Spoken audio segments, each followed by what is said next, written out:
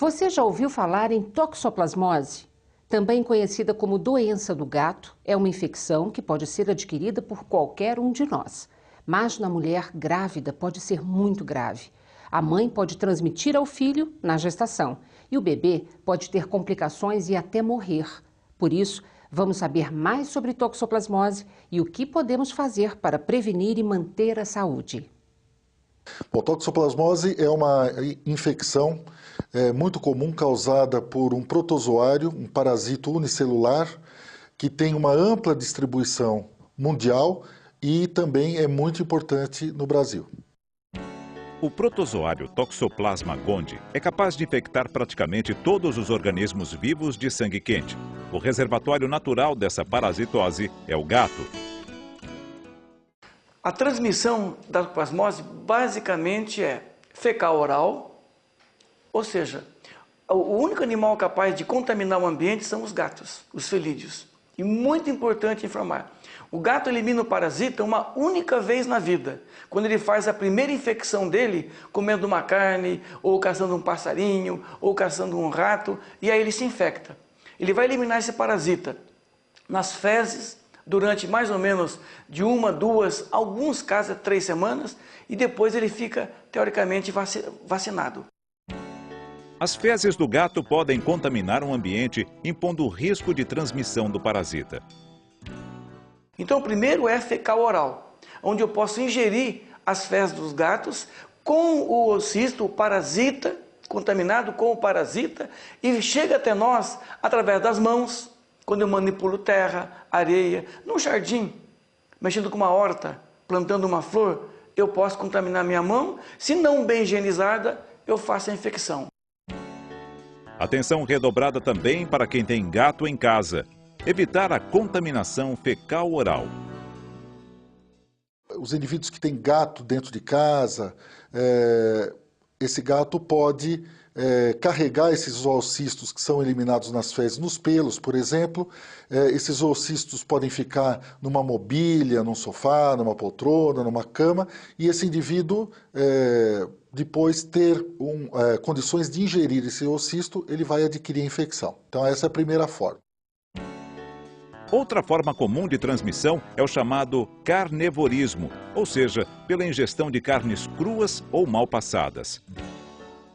A forma do parasito que está presente na carne crua ou mal passada é o cisto. O cisto é uma estrutura de sobrevivência do parasito, uma estrutura de resistência do parasito nos tecidos para se defender justamente da ação do sistema imunológico, e é uma estrutura esférica repleta de bradizoítos, que são as formas ativas do parasito. Então, a ingestão desses cistos que estão no músculo de vários animais, no gado bovino, no gado suíno, em aves, né, pode fazer com que então o ser humano ingira esses cistos e aí a infecção se instale. Vale lembrar que a água, se estiver contaminada com fezes de gato e se não for filtrada ou fervida para beber ou para ser usada no preparo de sucos ou mamadeiras, pode ser fonte de transmissão para o ser humano. E a terceira é o transplacentário, onde a mãe pode se infectar ou fecal-oral ou por carnivorismo, e ela pode passar para o feto através da sua placenta, e aí faz a infecção. A toxoplasmose congênita é um problema seríssimo de saúde pública. A mãe pode transmitir ao bebê em qualquer fase durante a gestação. Então, a toxoplasmose congênita é a passagem da infecção causada pelo toxoplasma através da placenta de uma grávida contaminada para o seu feto. Na toxoplasmose congênita, um aspecto especial é a idade da gestação. Então, quando a doença acomete o feto nas fases iniciais, no primeiro trimestre da gravidez, o risco de acometimento de lesões neurológicas sérias ele é bem maior. O acometimento acontecendo com o feto já maior, mais perto do 9º mês, no final da gestação, a possibilidade de ocorrência de manifestações graves da toxoplasmose congênita é menor. Dentre as manifestações graves, pode ocorrer abortamento e a criança pode vir a sofrer vários tipos de sequelas. E o que é sequela em criança? Aquelas anomalias graves, como hidrocefalia, que é a cabeça d'água, a cegueira grave, deficiências, não são muito comuns. O muito comum, que é o mais comum de todos realmente, são as sequelas inaparentes, onde o bebê nasce normal, sem nenhum tipo de alteração, e ao longo da sua evolução, ali 2, 3, 4, 5 anos, ou até na adolescência, vão aparecer as sequelas. Que tipo de sequelas? As deficiências neuromotora, dificuldade de caminhar, de se locomover, desequilíbrio. As deficiências mentais, cognitivo, começa a apresentar déficit de aprendizado quando chega na escolinha. Déficit auditivo, ou seja, uma dificuldade na audição, entendeu? E assim vai. Então essas são as principais lesões, sequelas, que vão aparecendo ao longo da evolução da criança. Para se ter uma ideia, há estudos que indicam que cerca de 1 a 1,5% das crianças que nascem no país apresentam infecção por toxoplasmose. Se você transferir isso aí para números absolutos, é uma coisa absurda. Uma coisa absurda. Em uma cidade que eu tenho aí 10 mil nascimentos por ano, você imagina 1%. Quanto é que fica? Teria 1.000 crianças nascendo com algum tipo de lesão. E, como eu disse, na maioria das vezes, lesões inaparentes, que irão aparecer essas consequências ao longo do desenvolvimento dessa criança. Então, você imagina, eu teria 1.000 crianças em 10 mil mães por ano. Eu vou encher salas e salas de crianças com algum tipo de deficiência, que vão precisar de uma atenção especial de professores, de psicólogos e de médicos especialistas para acompanhá-la e tentar regredir ou corrigir, na medida do possível, essas sequelas. Um dos grandes problemas é que a toxoplasmose, na maioria dos casos, não apresenta sintomas iniciais que sirvam de alerta para a doença. A toxoplasmose é aguda, quando a doença acontece pela primeira vez, na grande maioria das situações, a pessoa pode ter sintomas gerais, não são sintomas específicos. Então, pode acontecer o exantema, que são manchas pelo corpo, manchas avermelhadas pelo corpo, febre, um pouco de indisposição, como se fossem sintomas parecidos. A toxoplasmose não é uma virose, mas esses sintomas da fase aguda são parecidos com sintomas de doenças virais. Chama a atenção o acometimento dos gânglios linfáticos. Então essa é uma manifestação que na maioria das vezes traz o paciente, faz a pessoa perceber que alguma coisa está errada e faz procurar o serviço de saúde. A ocorrência de gânglios, principalmente na região cervical, na região da nuca, região suboccipital, são as cadeias mais comumente acometidas. Então, é muito importante que a gestante no início do pré-natal seja avaliada e faça testes, além de sífilis, HIV, glicose, também para toxoplasmose, entre outros. Todas as gestantes devem fazer a triagem para a toxoplasmose durante o pré-natal. Essa, inclusive, é uma recomendação constante do Ministério da Saúde, no Manual de Atenção à Assistência Pré-Natal. Dentre os exames que devem ser solicitados para a gestante no pré-natal consta a sorologia da toxoplasmose, pela necessidade da prevenção. Então, é muito importante o diagnóstico oportuno para a prevenção. E o exame sorológico para averiguar se a gestante tem ou não toxoplasmose deve ser feito mais de uma vez durante a gestação. As gestantes têm o direito de fazer o exame para toxoplasmose. O Sistema Único de Saúde é capaz de oferecer esse direito, esse recurso, Principalmente para as mulheres que não têm imunidade prévia para a toxoplasmose.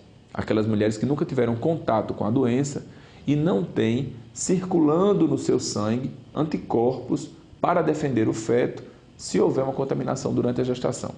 Então, as mulheres que têm IgG e IgM negativo para a toxoplasmose, averiguados na primeira consulta do pré-natal, devem repetir esses exames no segundo e no terceiro trimestre, para que seja possível o diagnóstico oportuno da primo-infecção.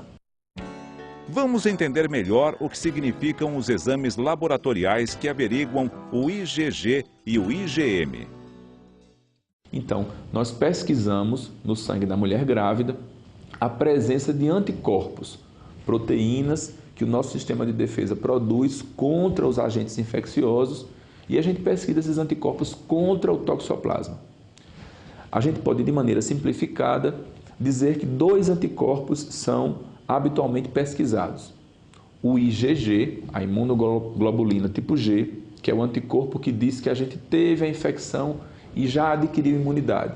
É o anticorpo que dá positivo quando a gente teve a infecção no passado. E o IgM, a imunoglobulina tipo M, que é o anticorpo da fase aguda. É o exame que dá positivo quando nós estamos doentes ou tivemos a infecção há muito pouco tempo. Então, o diagnóstico sorológico no pré-natal se baseia na análise desses resultados.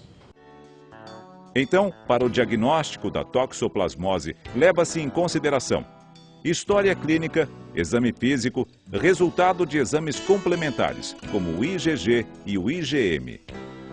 E a interpretação por parte da equipe médica deve ser muito criteriosa para um processo diagnóstico adequado. Até porque a toxoplasmose, em algumas situações, pode ser confundida com outras afecções. A toxoplasmose, nessa forma linfática, que é a mais comum, ela pode ser confundida com outras infecções que também são muito comuns na população. E eu citaria aqui principalmente 2. A mononucleose infecciosa, que é uma infecção causada por um vírus, o vírus de Epstein-Barr, e a citomegalovirose, a infecção causada pelo citomegalovírus. Então, essas 3 doenças, nessa fase aguda de manifestação, elas são muito semelhantes, tanto do ponto de vista de manifestação clínica, como do ponto de vista de algumas alterações laboratoriais inespecíficas. É importante que a gestante compareça a todas as consultas do pré-natal e faça os exames solicitados regularmente. Além da mulher gestante, há outros grupos que correm maior risco de complicações em função da toxoplasmose. Uma atenção especial deve ser dada às pessoas que têm comprometimento do sistema imunológico, as pessoas que vão ter dificuldade de, entre aspas, se defender da doença. Por isso que as gestantes representam um grupo muito especial, as crianças, as pessoas portadoras do vírus do HIV ou as pessoas que têm AIDS doença, as pessoas portadoras de outras doenças que têm comprometimento do sistema imunológico, como o lúpus, as outras doenças autoimunes, as artrites, enfim, as pessoas que usam medicação com imunossupressora. Então, quando há comprometimento do sistema imunológico do paciente, a doença ganha a possibilidade de ter repercussões mais sérias, e esse grupo a gente pode classificar como merecedor de atenção especial. Em pessoas imunodeprimidas, a toxoplasmose costuma se manifestar de maneira mais grave. A mais comum dessas apresentações é a neurotoxoplasmose, uma encefalite por toxoplasma, que se constitui numa das doenças mais comuns no contexto da AIDS nos países onde a toxoplasmose é endêmica, como o nosso. Então, uma das principais doenças oportunísticas no contexto da AIDS é a neurotoxoplasmose, que é uma doença tratável, mas é uma doença que pode deixar sequelas e eventualmente pode causar o óbito do paciente. E uma outra manifestação também de toxoplasmose grávido imunodeprimido é pneumonia por toxoplasma, né? Essa pouco comum na AIDS e mais comum nas outras formas de imunodepressão. Agora vamos ver mais informações sobre o processo de tratamento da toxoplasmose.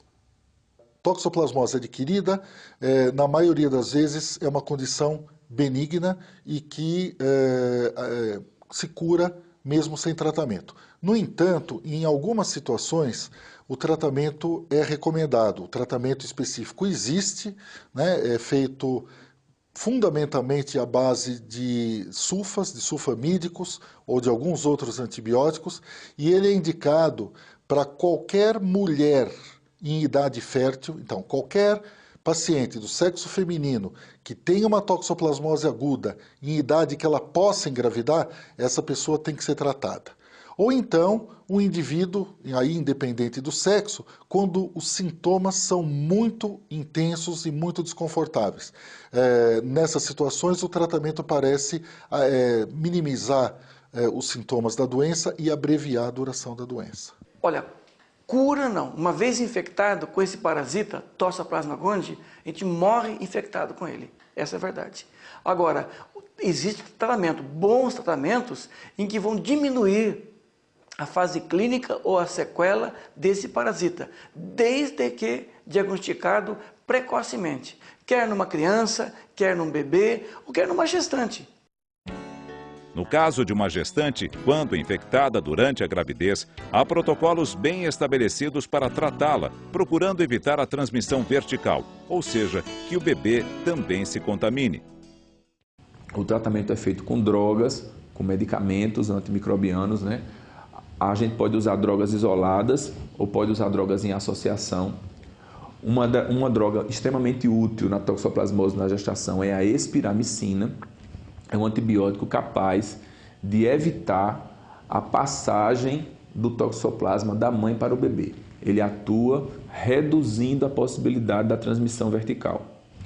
É uma droga que não atravessa a barreira placentária, então não atinge com as concentrações elevadas no sangue do feto, então é seguro para o uso durante a gestação e deve ser prescrita sempre que haja suspeita da infecção aguda. Sempre que o IgM para a toxoplasmose dá positivo, é importante que a gente inicie o tratamento com a espiramicina com o objetivo de evitar a transmissão vertical da doença. E quanto tempo dura o tratamento? Vamos ver um esclarecimento. Durante o pré-natal, o tratamento vai, em termos práticos, durar a gestação toda. Há diferentes cenários de conduta, na dependência de haver ou não contaminação fetal, mas sempre que há a infecção aguda durante a gestação e não houve contaminação do feto, a gente mantém o tratamento com a espiramicina até o momento do parto, como uma estratégia para evitar que o feto esteja acometido. Há casos, entretanto, que a toxoplasmose já atingiu o feto, o que requer diagnóstico preciso e tratamento com uma combinação de drogas capaz de matar o toxoplasma para evitar que ele interfira na formação do organismo do bebê. A questão é que essas drogas, elas inibem uma enzima que é responsável, que ajuda, né, na metilação do folato, que é uma substância muito importante para o desenvolvimento do feto, para a mãe também, mas para o feto que está em formação, essa substância é especialmente importante. Então, há necessidade de fazer suplementação do folato durante a gestação e da mulher que está usando os antimalários para o tratamento de toxoplasmose com ácido folínico. Então, em síntese, para o tratamento nós usamos a espiramicina, a sulfadiazina, a pirimetamina e o ácido folínico. São essas 4 drogas que são utilizadas para o tratamento da toxoplasmose na gestação. Vale lembrar que é fundamental que se faça uma avaliação minuciosa da condição do bebê logo ao nascer. E depois, nasceu essa criança, nasceu esse bebê, filho de uma mãe que teve a toxoplasmose, tem que ser muito bem avaliada por um pediatra, por um neurologista, por um oftalmologista, e aí sim, ele vai tratar adequadamente essa criança até 1 ano de idade. Reduz de 80% a 90% a chance de sequelas graves nessa criança. A adesão ao tratamento é determinante para a saúde da criança. Nunca se deve interromper o tratamento por conta própria. Na criança, após o nascimento, também ela tem que ser tratada durante 12 meses de vida, é um tratamento muito longo. Tem que ser acompanhado por especialistas, porque muitas vezes a mãe ela desiste do tratamento por ser um tratamento longo, então tem que se fazer o acompanhamento. A mãe ela tem que estar ciente de que se ela interromper o tratamento, a criança vai ter sequelas graves, vai ter alterações muito graves, então ela tem que tratar a criança até 1 ano de idade. Se tiver dúvida ou diante de efeitos adversos do tratamento, procure o médico. A saúde da criança depende de uma boa adesão, por mais difícil que possa ser no dia a dia. Afinal, não se pode pular doses e a medicação deve ser dada sempre no mesmo horário. E vale mais um alerta. Bebê nascido de mãe que contraiu toxoplasmose no final da gestação pode nascer aparentemente normal e o médico pode nem suspeitar de toxoplasmose. E sem investigação, essa criança pode correr sérios riscos no futuro. Se esse bebê não for diagnosticado e tratado durante o primeiro ano de vida, a maioria deles, 80% a 90%, vão desenvolver alterações futuras, como déficit visual, então é toxoplasmose ocular, déficit mental, então aquela criança que vai para a escola e tem uma dificuldade de aprendizado, ou déficit motor, aquela criança que demora para engatinhar, que demora para andar, tudo isso em decorrência da toxoplasmose que não foi tratada durante o primeiro ano de vida da criança. Daí a importância de toda mulher gestante fazer a sorologia para toxoplasmose já na primeira consulta do pré-natal. As gestantes de risco, que são as negativas, elas repetem mais 2 vezes, no segundo e no terceiro trimestre de gestação. Fazendo o exame na mãe, nós temos várias vantagens. Primeiro, você consegue identificar quem é uma gestante que não tem problema de toxoplasmose, ou seja, aquelas com infecção antes da gestação que não vai passar para o bebê. Então, essas seguem o pré-natal normalmente. Nós conseguimos identificar as gestantes com infecção aguda. Então, essas que têm o resultado de infecção aguda são encaminhadas para um serviço especializado, ela é acompanhada, ela faz o tratamento até o parto e o bebê, a gente garante também que esse bebê seja acompanhado por especialistas. Agora preste atenção numa série de cuidados que devemos ter na vida diária para evitar a toxoplasmose. E claro, principalmente se tivermos ao nosso redor uma mulher grávida. Para evitar a toxoplasmose, coma sempre carne bem cozida ou bem assada. Evite carnes cruas, inclusive linguiça, quibe cru, entre outras. Lave bem a tábua que usou para cortar a carne crua. Só beba água tratada ou fervida. Lave adequadamente frutas, legumes e verduras. Quando eu falo lavar, é ir para a pia, abrir a pia e chuveirinho lá e lavar, esfregar as verduras, esfregar com uma buchinha as frutas, os legumes, cenoura, beterraba, abobrinha, tudo tem que ser lavado com uma buchinha para retirar todo o resíduo de terra e de possíveis contaminantes. Mais algumas dicas para prevenir a toxoplasmose. Beba leite pasteurizado ou fervido, não tome leite cru. Lave bem as mãos com água e sabão, antes e após cozinhar. Usar o banheiro, lidar com a terra ou areia. E se tiver gato em casa, redobre os cuidados com a higiene. Tem gato em casa? Não tem que pôr fora o gatinho. Não tem que desprezar o gato. E sim recolher as fezes e colocar no vaso sanitário e dar descarga ou no lixo e mandar embora. Todos os dias. Lembre-se, se estiver grávida, peça a alguém saudável e não grávida para limpar a areia do gato diariamente. Se isso não for possível, use luvas. E não dê carne crua ao seu gato. Qualquer gato pode transmitir a doença, independente desse gato estar doente. O mais frequente é que esse gato seja um gato sadio. E gatinhos sadios podem estar transmitindo toxoplasmose também no quintal e nas caixas de areia nas escolas. É comum crianças pequenas mexerem na terra e na areia e levarem a mão à boca, facilitando a contaminação. Vamos, portanto, ver mais uma dica útil. Para a gente garantir que aquele ambiente seja seguro, seria importante ter lá, fechar com tela, né, esse parquinho para que o animal não possa entrar nessa areia.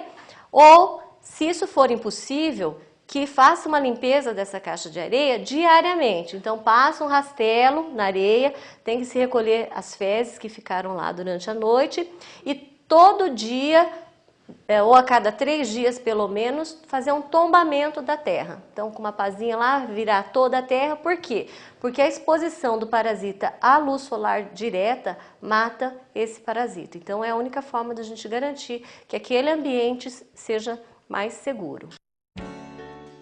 Como vimos, é muito importante aprendermos a prevenir a transmissão da toxoplasmose, a doença do gato, principalmente para o bebê na gestação.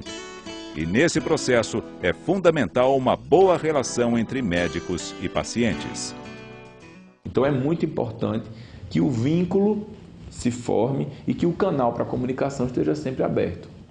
É muito importante que o médico oriente as formas de se evitar a doença e os procedimentos necessários para o diagnóstico e para o tratamento, e que a grávida se sinta à vontade e que tenha a liberdade de questionar, de perguntar, de tirar suas dúvidas, porque é assim, é informando a grávida, né, empoderando ela a respeito do cuidado com a própria saúde, que nós podemos ter mais efetividade na atenção pré-natal. Realmente, a maneira mais eficaz de combatermos a toxoplasmose congênita e evitar complicações para a criança é fazer um pré-natal adequado, averiguando a sorologia da mãe, tratando mãe e filho sempre que necessário e aproveitando a informação adequada para nos ajudar a promover saúde e qualidade de vida.